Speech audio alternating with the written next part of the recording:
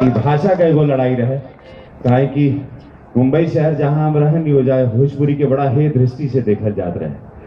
लोगन के लगत रहे कि भोजपुरी लोग बहुत ही डाउन मार्केट हैं, बहुत नीचे हैं। वह गुस्सा रहे, फिर ओकरा की कलर भरनी, ग्लैमर भरनी, और जितना जितना हमरा से भाई भोजपुरी के कह के आज आप लोगन का फिल्म, रोवा लोगन का फिल्म फिजियो में लगला, मॉरिशस में भी, हर जगह आज पूरा विश्व में भोजपुरी सिनेमा के जितना का अपन बजट बाटे वो हिसाब से चलाता। लेकिन आनंद बाटे, ई प्रेम बा। आज मैथिली भोजपुरी संस्कृति इतना बड़का समाज, आज हमनी लोगन का 34 करोड़ का समाज पूरे विश्व में बाटे जे भोजपुरी बोलेला, भोजपुरी समझेला। अब हम फिर दोबारा कुछ नया रूप में आए।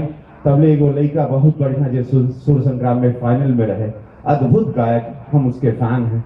और छोटा भाई हमारा बेटे जैसा है, राकेश तिवारी, हम ओकरा के कहब राकेश तिवारी। जी अच्छे राकेश बहुत अद्भुत गाता है, और का गई है कैसे आप लोगन के पगला दी हैं। आप लोग ताली